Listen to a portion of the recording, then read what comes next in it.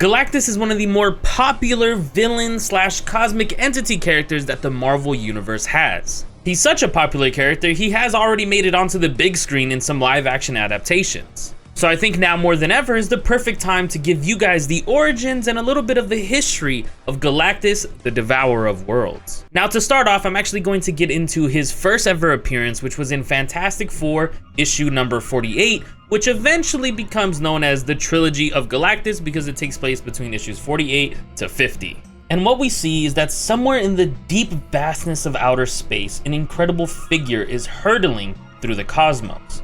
A being who we shall know as the Silver Surfer. And it's really interesting because Silver Surfer is just going through the cosmos trying to find planets, because if you don't know who the Silver Surfer is, he is the Herald of Galactus. Because like I mentioned before, Galactus is the devourer of worlds. He needs cosmic energy to survive, and he does that by consuming planets. So he sends Silver Surfer out to find those planets for him. And we see Silver Surfer going back and forth through the cosmos trying to find these planets. And it's kind of interesting because we see the Skrull first notice Silver Surfer, and the Skrull are like, oh no, Galactus is coming. But then we find ourselves on planet Earth, and the Fantastic Four look up to the sky and see that flames have fully engulfed the city. And the Fantastic Four, just like the citizens, start freaking out about this gigantic flame. And it's even more messed up because the citizens think it's the Human Torch doing that. So they try fighting back, and the Fantastic Four is like, are you guys serious?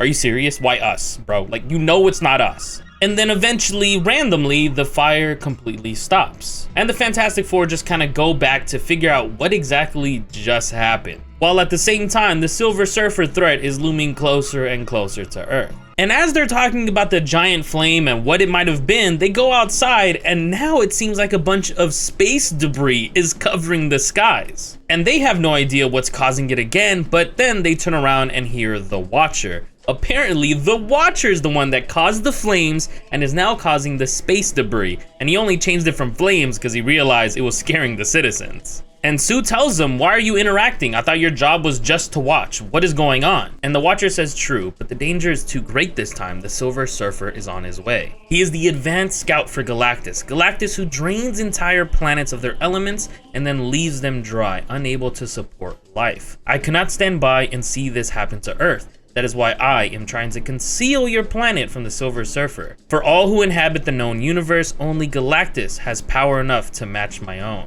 But even with the Watcher's efforts, it doesn't work. The Silver Surfer finds Earth. And of course, the Fantastic Four try to act immediately with the Human Torch going after Silver Surfer, but Silver Surfer dodges him easily. And we see Silver Surfer actually hop off his board and land on a building to signal for Galactus. And the Watcher starts freaking out, saying, please stop him, and the thing jumps at him, punching the Silver Surfer off the building. And Reed kind of scolds him, saying, yo, Ben, we told you, take control of your anger. And the Watcher's like, well, it doesn't matter. You stopped the Silver Surfer, but I can already sense Galactus is on his way. And in the most comic book way possible, the Watcher's like, oh yeah, Galactus is on his way. Flip page, Galactus is already there. Instantly there. And Galactus walks out saying, my journey is ended. This planet shall sustain me until it has been drained of all elemental life. So speaks Galactus. And you might notice Galactus had quite the original design back then. And then in the next issue, we do get a conversation between Galactus and Watcher, with Galactus saying, no way it was you trying to hide this planet. You know I'm gonna find it. You know I'm finna eat, bro. And Watcher explains to him, you can't consume Earth. There's actually intelligent life here. You have to leave it alone. And Galactus explains, it is not my intention to injure any living being, but I must replenish my energy. If petty creatures are wiped out when I drain a planet, it is regrettable, but unavoidable. This planet contains the energy I need to sustain me. I shall absorb it at will, as I have done for ages in countless galaxies throughout the cosmos. And of course, the thing ain't down with that, so he says it's clobbering time and tries hitting Galactus and doesn't even make bro flinch. And the rest of the Fantastic Four also try joining the fight, but get taken out immediately. Like, they can't do a single thing to Galactus. And the Fantastic Four and Watcher end up retreating, trying to figure out a game plan. In the meantime, Galactus starts building his device to take out Earth. And they have no solid plan, so they feel like they just need to go back out there and fight him as best as they can. But the Watcher says, no, there is something we can do.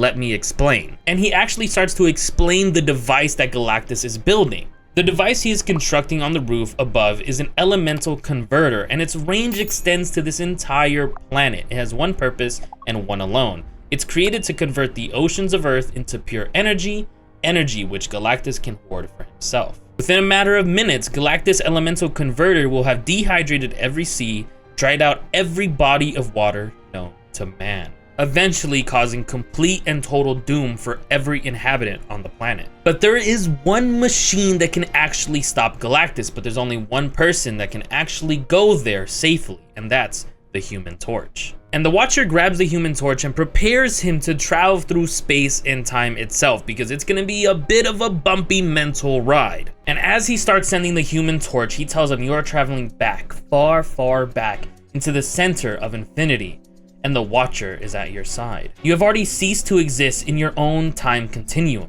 The distance you are traveling is so great that your language holds no words which can describe it. And Human Torch is just flying through the cosmos until he finally arrives to Galactus's home planet. Now, while Human Torch is traveling through space and arriving at Galactus's home planet, the rest of the Fantastic Four are trying to stall Galactus as best they can. Starting off with the Thing hopping to the top of Galactus's device and ripping it apart to slam him. And Galactus gets annoyed of them, so he ends up bringing in his own little henchman to fight the Fantastic Four for a bit. And honestly, he puts up a pretty good fight. He ends up pushing Reed, Sue, and Ben back from annoying Galactus any longer. Now, before I get into the final issue of this trilogy, there's actually something that's been going on with the Silver Surfer that's extremely important. After the Silver Surfer got knocked out by the Thing, he landed on another roof, eventually regaining consciousness and falling into a person's apartment. Now, the apartment he falls into is Alicia Masters' apartment, also known as Ben's girl at the time.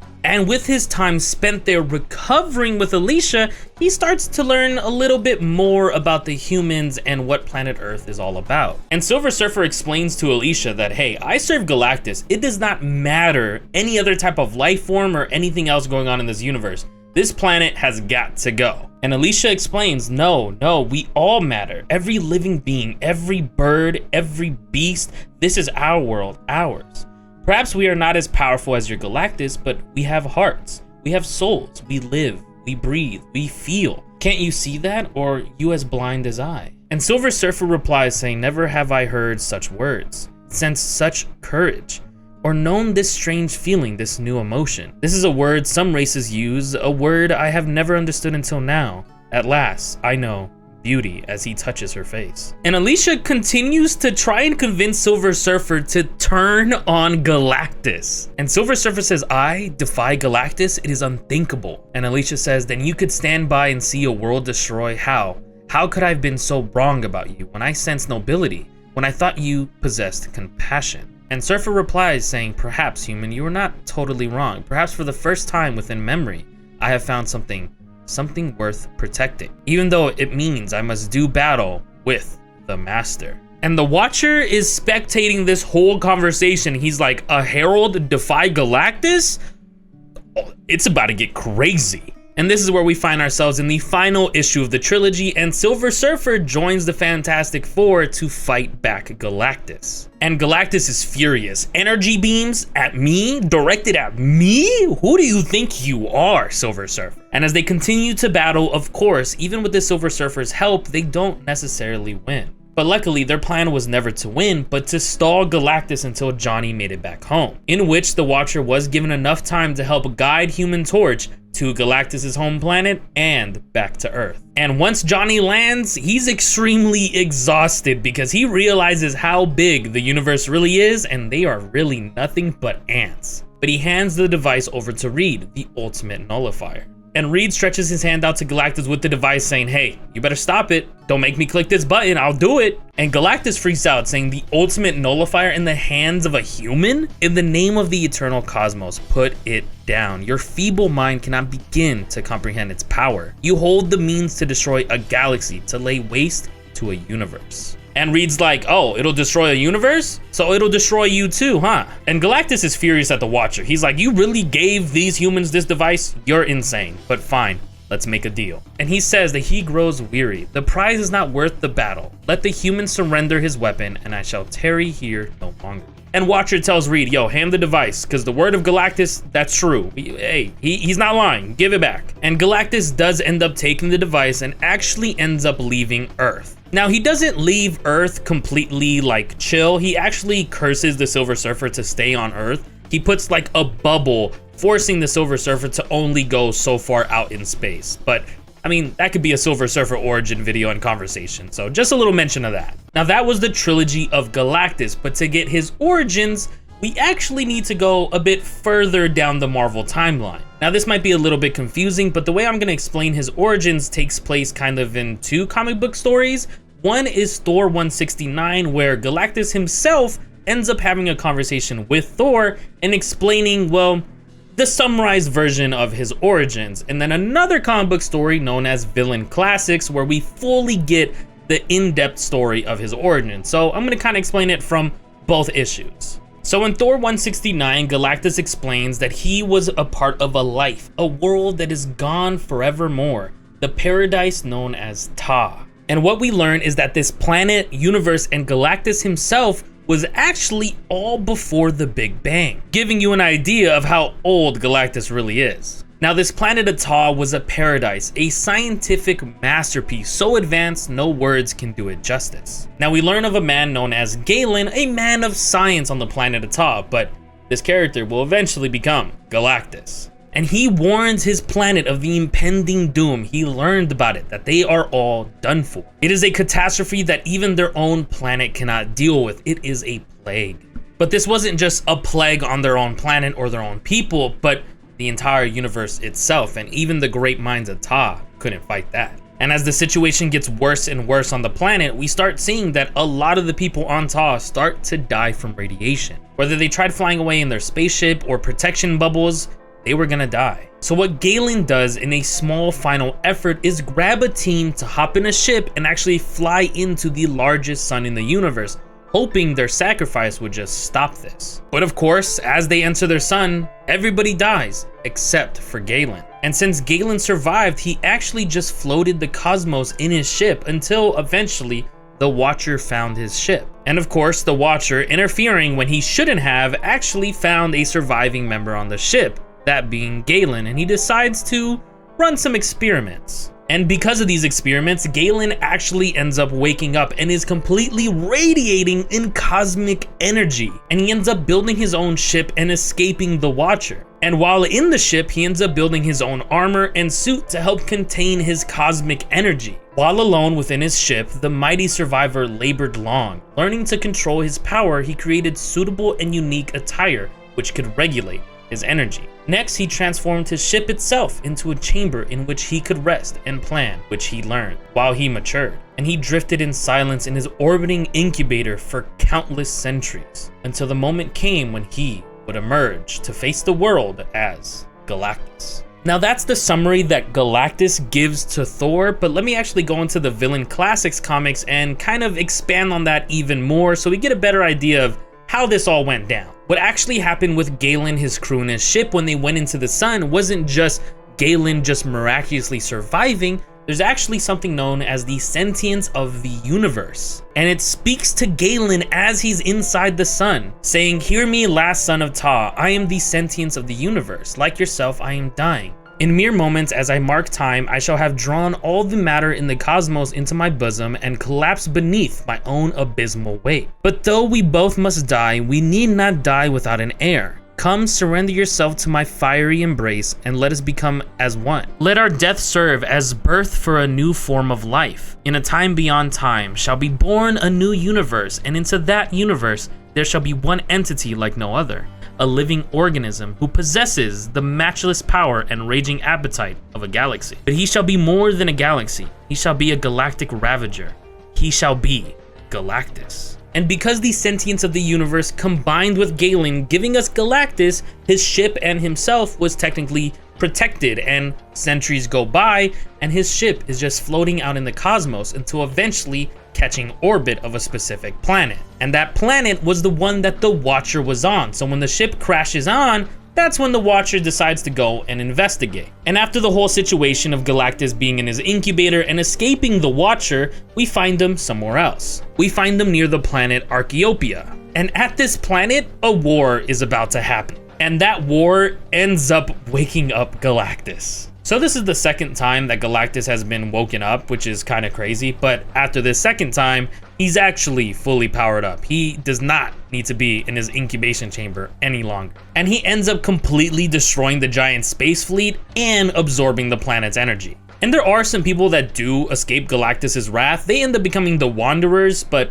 that's a video for another time. But what Galactus ends up doing on this planet is creating his own new home planet out of all the materials left over. And this project literally took a millennia to complete. But when at last he was through, Tatu engulfed the Archeopian system, a world ship unique in all the universe, but even more remarkable because it was the handiwork of one being. So huge that planets orbited as if it was a sun. Truly, Tatu was a home fit for a star god. And that home planet was the one we saw during the original Galactus trilogy that Human Torch went to go find the ultimate nullifier in. And in this villain comic story, we actually get left with a really cool final image of Galactus. Thus did Galactus come to be. Of all the creatures in the vastness of the universe, there is none like me. I was present at the birth of the universe, and I shall be there at its end. Though I ravage worlds to live, I bear no malice toward any living thing. I simply do what I must to survive. And why must Galactus survive? For no matter how many worlds I devour, how many civilizations I destroy, it is my destiny to one day give back to the universe, infinitely more than I have ever taken from it.